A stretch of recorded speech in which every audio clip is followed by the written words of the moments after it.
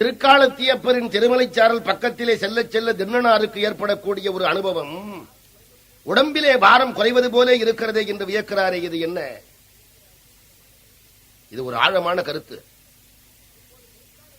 இப்போது திருக்காலத்தியப்பருக்கு அண்மையிலே செல்ல செல்ல திண்ணனார் உடம்பிலே இருக்கிற பாரம் குறைவது போல் ஒரு அனுபவம் ஏற்பட்டதாக அவர் உணர்த்துகின்றாரே, அதே போன்று வேறு ஒரு காவியத்திலே ஒரு இடத்தை நாம் சிந்தித்து பார்த்தால் இதனுடைய தத்துவ கருத்து என்ன என்று விளங்கும். ராமபிரானும் இளைய பெருமானும் சுக்ரீவனை தேடிக்கொண்டு வருகிறார்கள்.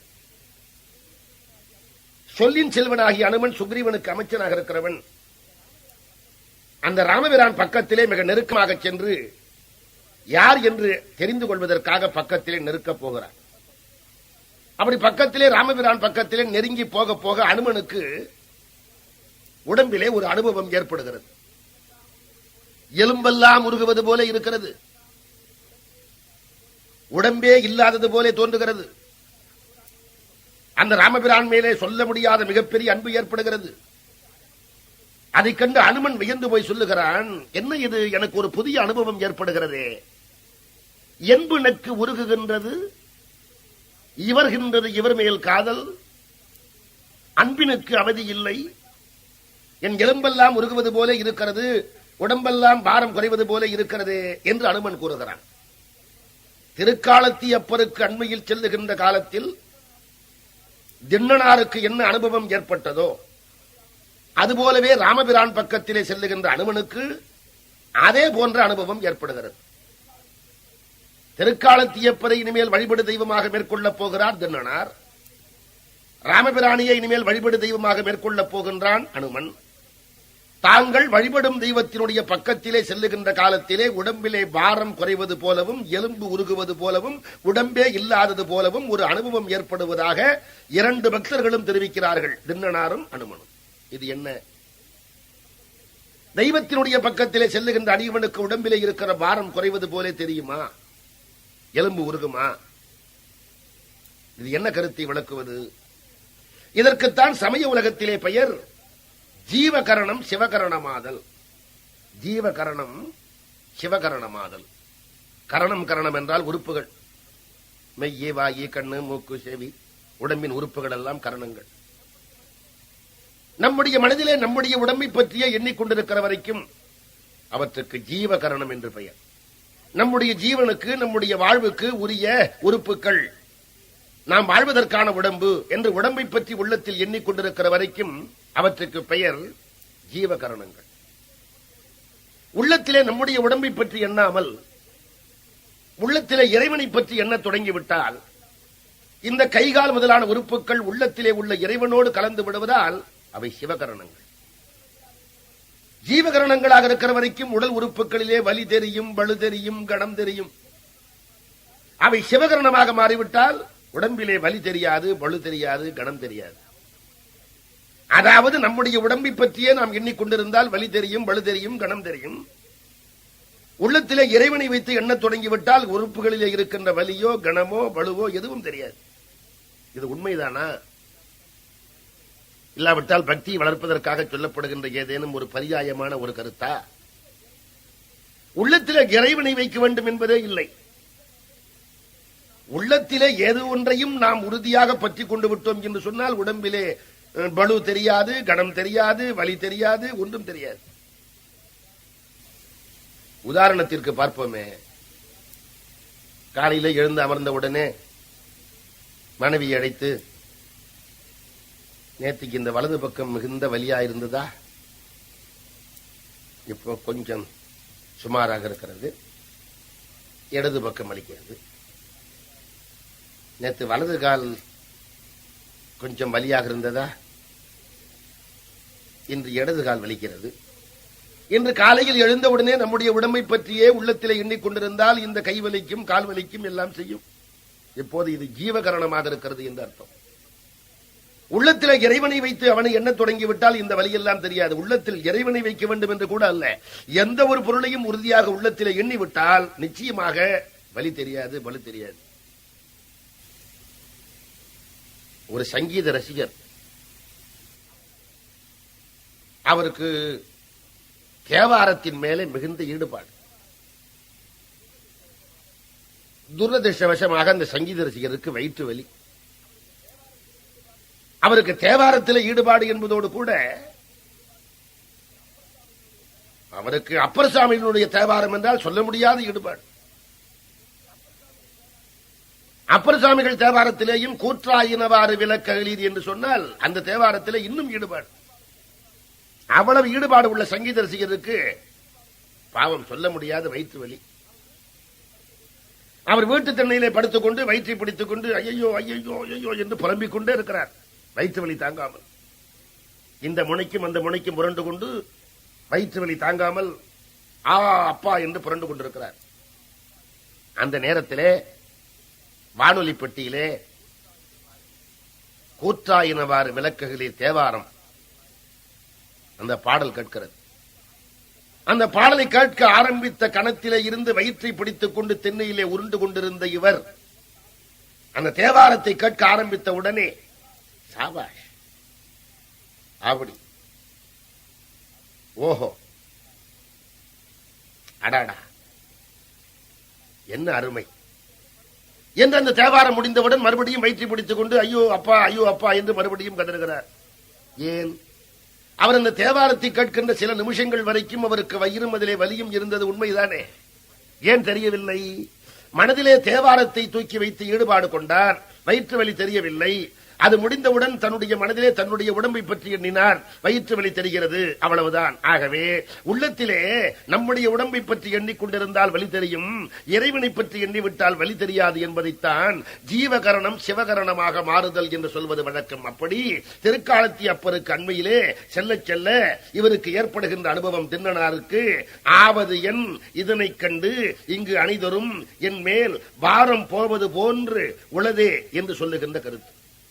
அப்பேற்பட்ட திண்ணனார் அந்த மலையின் மேலே ஏறி திருக்காலத்தி அப்பரை கண்ட உடனே அவருக்கு சொல்ல முடியாத ஊற்று உணர்வு பக்தி ஏற்பட்டு மாகமார் திருக்காலத்தி மலை எழும் கொழுந்தாய் உள்ள ஏக நாயகரை கண்டார். எழுந்த பேர் உவகை கொண்டார். அன்பின் வேகமானது மேற்செல்ல மிக்கதோர் விரைவினோடும் மோகமாய் ஓடினார். சென்றார், தழுவினார், மோந்தார், நின்றார். நெடிது போய் உயிர்த்து நின்று நிறைந்து எழு மயிர்கால் தோறும் வடிவெல்லாம் புலகம் பொங்க மலர்கண்ணீர் அருவி பாய அடியனேற்கு இவர்தான் இங்கே அகப்பட்டார். அச்சோ அச்சோ என்று படியிலா பதிவு தானோர் படிவமாம் பரிசாய் நின்றார். திருக்காலத்தி அப்பரை கண்டவுடனே இவருக்கு சொல்ல முடியாத பக்தி பிரவாகம் ஏற்பட்டு அப்படியே தழுவிக்கொண்டு கையிலே வைத்திருக்கிற வில்லெல்லாம் கீழே விழ இறைவனை கட்டி தழுவிக்கொண்டு தன்னுடைய அன்பின் பெருக்கை வெளிப்படுத்தினார். பிறகு நாணனிடத்திலே கேட்டார், இறைவருக்கு பசிக்குமே, அவருக்கு என்ன செய்வது? இறைவருக்கு பசிக்குமே. உடனே நாணன் தனக்கு தெரிந்த அளவுக்கு சொன்னார். தினந்தோறும் சிவகோசரியார் ஒருவர் வருவார், இறைவனுக்கு அமுது செய்விப்பார், நீர் கொண்டு வந்து இறைவனுக்கு திருமஞ்சனம் செய்வார், பின்னர் அமுது செய்விப்பார், மலர்களை தூவுவார். இவற்றை மட்டுமே கேட்டு தெரிந்து கொண்டவர் திண்ணனார்.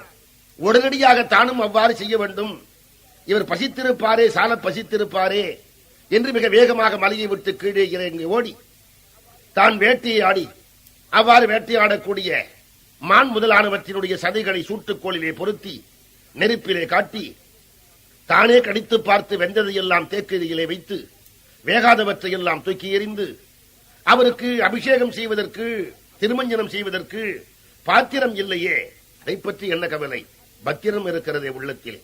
ஆகவே பொன்முகலி ஆற்றினுடைய நீரை தன்னுடைய புனிதமான வாயிலை ஏந்திக் கொண்டு இடது கையிலே இறைச்சியும் வலது கையிலே வில்லும் அம்பும் தலையிலே அன்று வரித்த நாள் மலர்களுமாக மலையின் மேல் ஏறி வந்து இறைவனுக்கு பக்கத்தில் இருந்து முன்னர் சிவகோசரியார் போட்டிருக்கின்ற மலர்களை எல்லாம் நீக்கிவிட்டு தன்னுடைய இதயத்து அன்பை இறைவன் மேல் உமிழ்வதைப் போலே பொன்முகலி ஆற்றின் புனிதமான நீரை இறைவனுடைய திருத்தலையிலே திருமஞ்சனமாக ஊற்றி இறைவனுக்கு முன்னால் இறைச்சியை வைத்து உண்ணும்.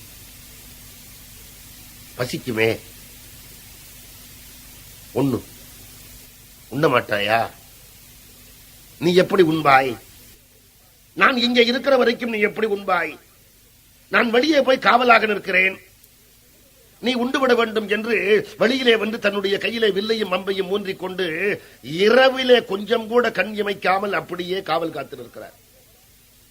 அடுத்த நாள் காலையிலே மறுபடியும் வழக்கம் போல் இறைவனுக்கு திருமஞ்சனம், திரு அமுது முதலானவை கொண்டு வர வேண்டுமே என்பதற்காக மலையிலே இறங்கி ஓடி வந்து தனக்கு தெரிந்த அளவிலே வேட்டையாடி வழக்கம் போலே பொன்முகலி ஆற்றினுடைய நீரை எடுத்துக் கொண்டு வருகிறார். அந்த கோயிலுக்கு தினந்தோறும் பூஜை செய்கின்ற சிவகோசரியார் திருக்கோயிலுக்கு வந்து பார்த்து இறைச்சிகள் எல்லாம் அங்கே இறைந்து கிடப்பதைக் கண்டு தான் என்ன பெரிய தவறு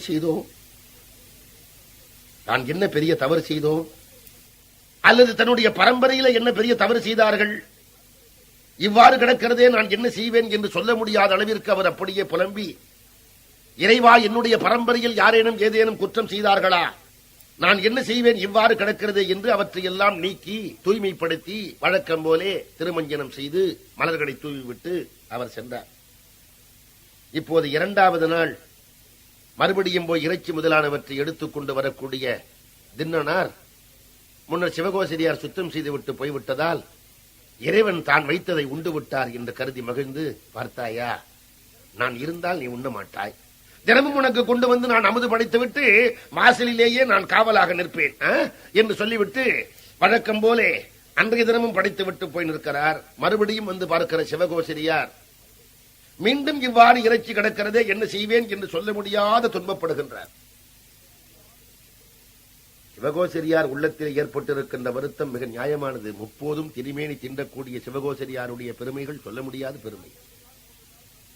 ஒரு நாள், 2 நாள், 3 நாள், 4 நாள், 5 நாள் ஆயிற்று. சிவகோசரியாருக்கு இனி தான் உயிர் தரித்துக் கொண்டிருக்க கூடாது என்கிற எண்ணம் வந்து விட்டது. அப்போது அவருடைய கனவிலே வந்து சொல்லுகின்றார் இறைவன், சிவகோசரியாரே, நீர் ஒன்றும் வருத்தப்படாது, தினந்தோறும் நீர் வந்து என்னை போஷித்து விட்டு போவதிலே எந்த குற்றமும் இல்லை. பிறகு இவ்வாறு இறைச்சி எல்லாம் இறந்து கிடைக்கிறது, இதெல்லாம் யார் செய்வது என்று எண்ணுகிறாயா? அவனை பற்றி நான் என்ன சொல்ல? நீ நாளைய தினம் வந்து எனக்கு புறத்திலே எனக்கு பின்னாலே நீ ஒளிந்து கொள். ஒரு பக்தன் எந்த அளவுக்கு என்னை பூசிக்கின்றான் என்று பார். அவனை பற்றி நான் உனக்கு என்ன சொல்வது என்றே தெரியவில்லை. அவனுடைய உடம்பு பூராவும் என் பக்கம் வைத்திருக்கிற பக்தி, அவன் உடம்பு பூராவும் என் மேலே வைத்திருக்கிற பக்தி. அவனுக்கு அறிவு என்ற ஒன்று இருக்கும் என்றால் என்னை அறிய வேண்டும் என்கின்ற அறிவு, அதை தவிர வேறு எந்த அறிவும். அவன் செய்கின்ற எல்லா செயல்களும் எனக்கு இனிப்பானது. சிவகோசரியாரே, அவனுடைய வடிவெல்லாம் நம்பக்கல் அன்பென்றும், அவனுடைய அறிவெல்லாம் நமையறியும் அறிவு என்றும், அவனுடைய செயல் எல்லாம் நமக்கு இனியவாம் என்றும், அவனுடைய நிலை இவ்வாறு நீ அறி, அவன் எப்படி இருக்கிறான் என்பதை நீயே வந்து அறிந்து கொள் என்று அருள் செய்தார். அருள் செய்துவிட்டு சொன்னார், சிவகோசரியாரே, தினமும் நீ வந்து பூஜை செய்து என்னுடைய திருத்தலையிலே மலர்களை போட்டுவிட்டு போகிறாயா? அவன் வருகிறானா? அவன் வந்து கையிலே மலர்களையும் இறைச்சியையும் வில்லையும் அம்பையும் இவற்றையெல்லாம் எடுத்துக்கொண்டு வருகிறானா? அவன் வருகிற தோற்றத்திலே ஒரு கையிலே இறைச்சி வைத்திருக்கிறான், ஒரு கையிலே வில்லம்பு வைத்திருக்கிறான், வாயிலே பொன்முகலி ஆற்றின் புனித நீர் இருக்கிறது. 4 மலர்களை எங்கே வைத்துக் கொள்வான்? தன்னுடைய தலையிலே வைத்துக் கொண்டு வருகிறான்.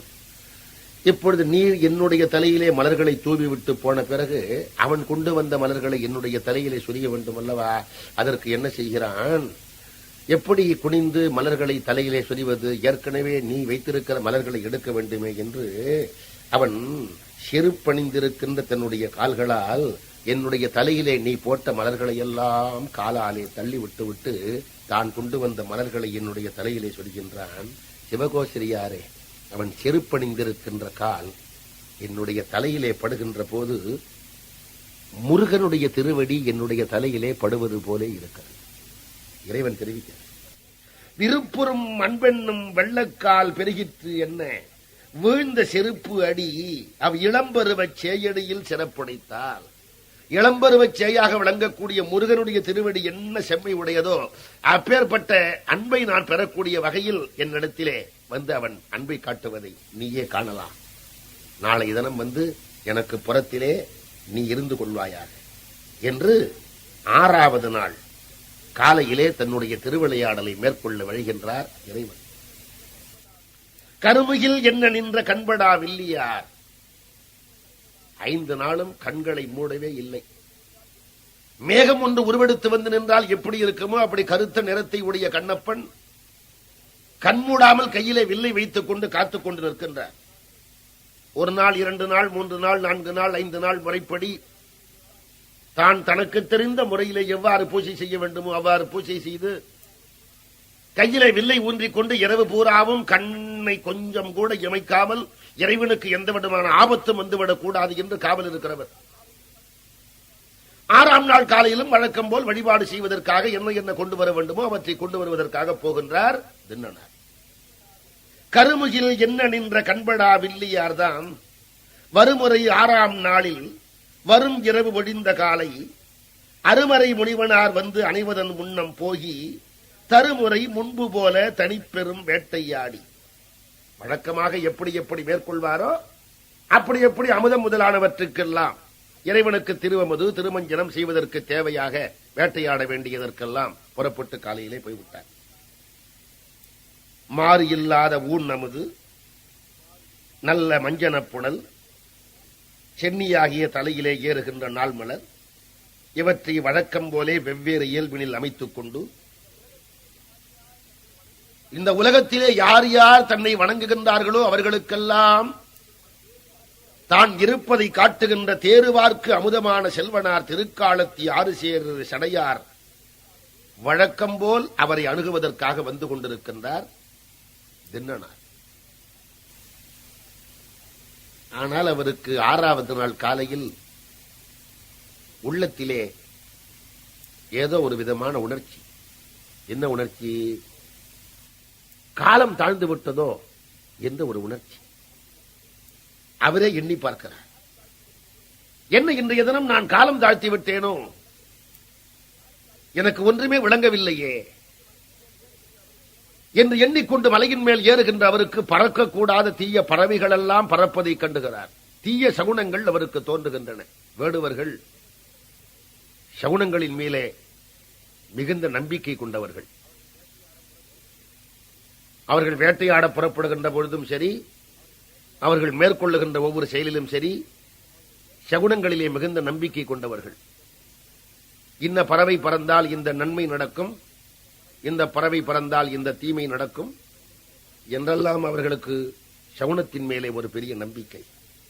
இப்பொழுது வருகின்ற இந்த திண்ணனாருக்கு முன்னாலே பறக்கக்கூடாத பறவைகள் எல்லாம் பறக்குகின்றன. அதை கண்டவுடன் அவருக்கு ஏற்கனவே தாமதமாக வருகிறோமே, இப்போது தீய பறவைகள் எல்லாம் பறக்கின்றனவே, தீய சகுனங்கள் தோன்றுகின்றனவே, என்ன ஆயிற்றோ எம் பெருமானுக்கு, திருக்காலத்தியப்பருக்கு என்ன நிகழ்ந்து விட்டதோ என்று உள்ளத்திலே அவருக்கு சொல்ல முடியாத ஒரு அச்ச உணர்வு. இத்தனை பொழுதும் தாழ்த்தேன் என விரைந்து ஏகுவார் முன் மொய்த்தபல் சகுனமெல்லாம் முறை தீங்கு செய்ய இத்தகு தீய புட்கள் ஈண்ட நான் என்ன செய்வேன் என்றவர் போகிற போது இறைவன் ஒரு கண்ணிலே ரத்தம் தோய காட்சி அளித்தார். உதிரம் காட்டும் அத்தனுக்கு என்கொள் கட்டேன் அடுத்ததென்று அணையும் போதில் அண்ணலார் திருக்காலத்தி அடிகளார் முனிவனார்க்கு திண்ணனார் பரிவு காட்ட திருநயனத்தில் ஒன்று துண்ணன உதிரம்பாய இருந்தனர். அவருக்கு ஒன்றுமே வழங்கவில்லை. அண்ணலார் திருக்காலத்தி அடிகளார் தனக்கு பின்னே மறைந்திருக்கின்ற முடிவனார்க்கு திண்ணனார் பரிவு அன்பு எத்தகையது என்பதை காட்டுவதற்காக தன்னுடைய நயனங்கள் 2 திருநயனத்தில் ஒன்று துண்ணன உதிரம்பாய இருந்தனர்.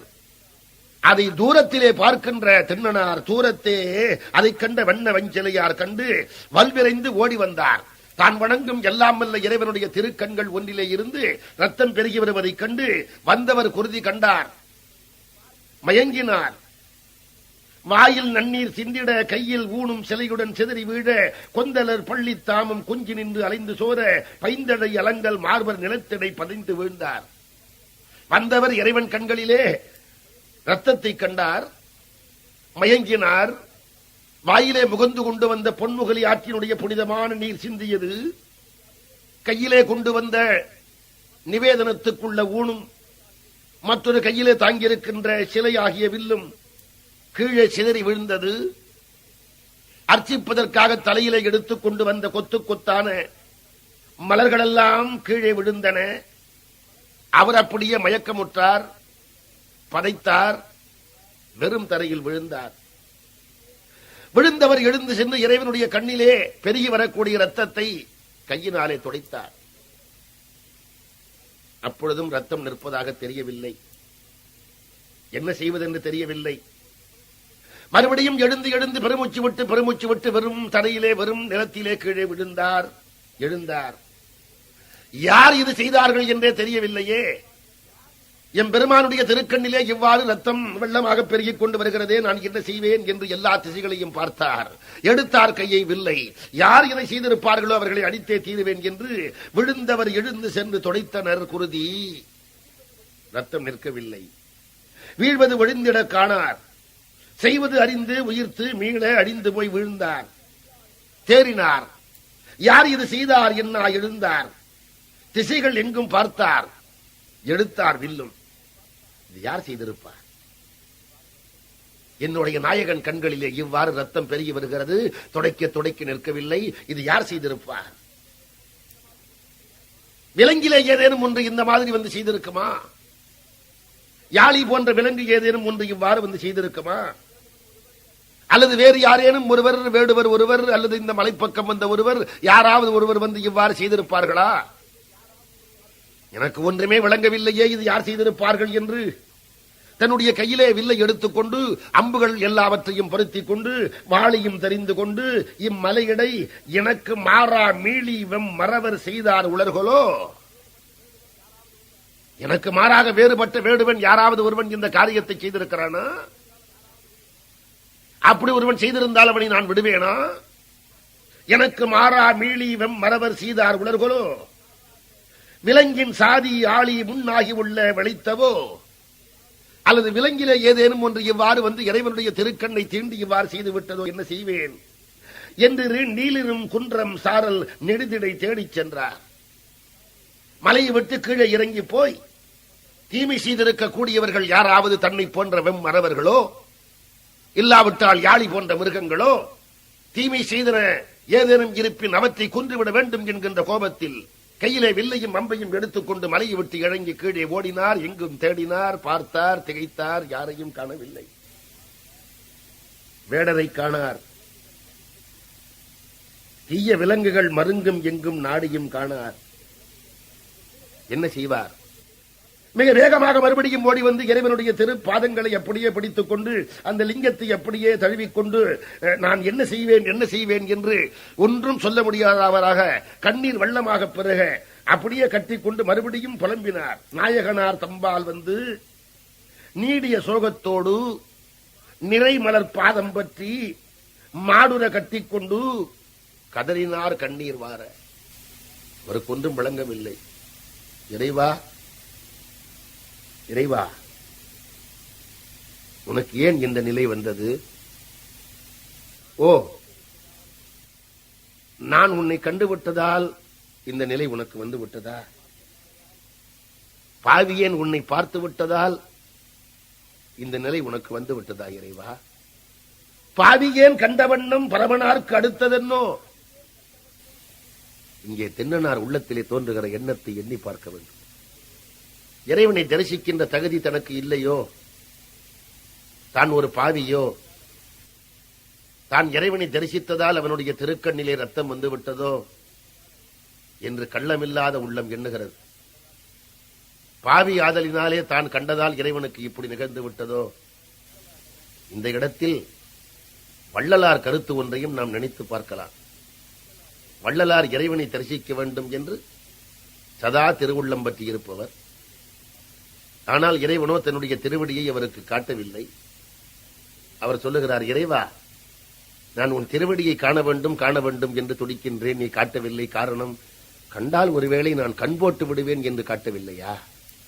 என்றால் ஒன்று செய்யேன், நான் கண் போட்டாலும் போட்டு விடுவேன் என்றால் ஒன்று செய்யேன், எனக்கு கனவிலே காட்டேன். பன்னேறு மொழியடியார் பரவி வாழ்த்தும் பாதமலர் அழகினை இப்பாவி பார்த்தால் கண்ணேறு படும் என்றோ கனவிலும் காட்டென்றால் காட்டொணாதாய். அவ்வாறு இப்போது இவருக்கு தோன்றுகிறது திண்ணனாருக்கு பாவியேன் கண்டவண்ணம் பரமனாருக்கு அடுத்ததென்னோ ஆவியில் இனிய எங்கள் அத்தனாருக்கு அடுத்ததென்னோ மேவினார் பிரிய மாட்டார் விமலனாருக்கு அடுத்தது என்னோ நான் என்ன செய்வேன் எனக்கு ஒன்றும் புரியவில்லையே என்று தன்னால் ஆன ஒன்றை அவர் செய்து பார்க்கலாம் என்று எண்ணுகின்றார். வேடுவர்களுக்கு ஏதேனும் மிருகங்களால் காயங்கள் ஏற்பட்டு விட்டால் பச்சிலையை பிழிந்து வார்ப்பது வழக்கமாகவே தானும் புனத்திடை பறித்துக் கொண்டு வந்த அந்த மூலிகைகளை கொண்டு வந்து பார்ப்போமே என்று அதை பறித்துக் கொண்டு பூதநாயகன்பால் வைத்த மனதினும் கடிதில் வந்து மருந்துகள் பிழிந்து பார்த்தார். மற்றவர் பிழிந்து வார்த்த மருந்தினார் திருக்காலத்தை கொற்றவர் கண்ணில் புண்ணீர் குறைபடாது மறுபடியும் பெருகுவதை கண்டார். இதற்கு நான் என்ன செய்வேன்? ஓ, எனக்கு தெரிகிறது. வேட்டையாடுகின்ற போது அம்பு உடம்பிலே செருகிவிட்டால் அம்பை எடுப்பதற்கு அம்பு, ஒரு இடத்திலே புண் ஏற்பட்டு விட்டால் அந்த புண்ணை நீக்குவதற்கு மற்றொரு புண் என்றால் இறைவா உன்னுடைய கண்ணுக்கு ஏற்பட்டு விட்ட இந்த தீங்கு நீர்ப்பதற்கு எனக்கு மற்றொரு கண் என்று உடனடியாக முடிவு செய்து இதற்கு இனி என் கண் அம்பால் இழந்து பின் எந்தையார் கண் அதற்கு இது மருந்தாய் புண்ணீர் நிற்கவும் கூடும் என்கின்ற முடிவுக்கு வந்து தன்னுடைய கையிலே கிடைத்த முதல் அம்பை எடுத்து முதல் சரம் அடுத்து வாங்கி தன்னுடைய ஒரு கண்ணை பெயர்த்து முதல்வர் தம் கண்ணில் அப்பினார். கையிலே கிடைத்த முதல் அம்பை எடுத்து இறைவனுடைய கண்ணிலே அப்பினார். நின்று விட்டது ரத்தம். திண்ணனார் குதிக்கின்றார். ஆகா, நின்று விட்டது, நன்று, நான் செய்தது இந்த மதி, எனக்கு கூட அறிவிருக்கிறது என்று ஒன்றிய கழிப்பினாலே உண்மத்தர் போலே ஆடினார், குதித்தார், எல்லாம் செய்தார். வலத்திருக்கண்ணில் தன் கண் அப்பிய வள்ளலார் அப்படியே ஏறினார், குதித்தார், எல்லாம் செய்தார். அவர் அன்பை இன்னும் காட்டுவதற்காக இறைவன் மற்றொரு திருக்கண்ணில் துண்ணன உதிரம்பாய இருந்தார். இப்போது கவலைப்படவில்லை திண்ணனார். ஓ, இன்னொரு கண்ணிலே உனக்கு ரத்தமா? இருந்தால் என்ன? கண்டபின் கட்டேன். எங்கள் காலத்தியார் கண் ஒன்று புன்தரு குருதி நிற்க மற்றை கண் குருதி பொங்கி மண்டும். மற்ற இதற்கு நான் ஏன் அஞ்சுவேன்? மருந்து கை கண்டேன் இறைவா. உனக்கு இன்னொரு கண்ணிலே ரத்தம் வந்தால் எனக்கு என்ன? எனக்கு இன்னொரு கண் இருக்கிறது.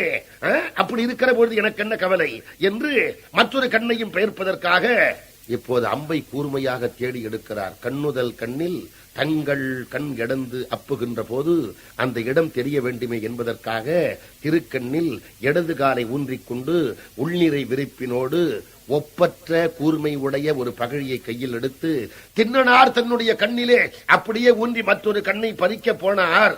அதுவரைக்கும் பொறுமையாக இருந்த தேவதேவர் அப்போது தடுத்து தன்னுடைய கையினாலே அப்படியே தன்னுடைய கண்ணை பெயர்க்க போகின்றவரை சிவபெருமான் அப்படியே பெயர்த்து நில்லு கண்ணப்ப, நில்லு கண்ணப்ப, நில்லு கண்ணப்ப என்று 3 முறை மொழிந்தார். அவ்வாறு மொழிந்து, உன்னை போல அன்பு செலுத்தக்கூடியவர்கள் யாராவது உண்டோ? எப்பொழுதும் நீ என்னுடைய வலப்பாகத்திலேயே இருப்பாயாக. பேரு இனி இதன் மேல் உண்டோ? பிரான் திரு கண்ணில் வந்த ஊறு கண்டு அஞ்சி தங்கள் இழந்தப்ப உதவும் கையை ஏறு உயர்த்தவர் தம் கையால் பிடித்துக் கொண்டு என் வலத்தில் மாறிலாய் நிற்க என்று மண்ணு பேர் அருள் புரிந்தார். நாம் இறைவனுடைய கையை, இறைவனுடைய காலை, இறைவனுடைய திருத்தோற்றத்தை கண்டு கண்டு மகிழ்வோம். இறைவனுடைய திரு கால்களை பிடிப்போம். ஆனால் கண்ணப்பன் கையை இறைவன் தன்னுடைய கையால் பிடித்தான். நம்முடைய கையை இறைவன் பிடிப்பதில்லை. ஆனால் கண்ணப்பனுடைய கையை பிடித்தான். காரணம், மனிதனுக்கு கண் கொடுக்கிறவர் கடவுள், கடவுளுக்கு கண் கொடுத்த மனிதன் கண்ணப்பன். ஆகவே அவன் கையை திருக்காலத்தி அப்பர் பிடித்தார். பக்திக்கு எல்லை இல்லை. அந்த பக்திக்கு ஒரு சான்று கண்ணப்பன். அந்த கண்ணப்பனுடைய அன்புக்கும் எல்லை இல்லை. அவன் நமக்கு வழிகாட்டுவான்.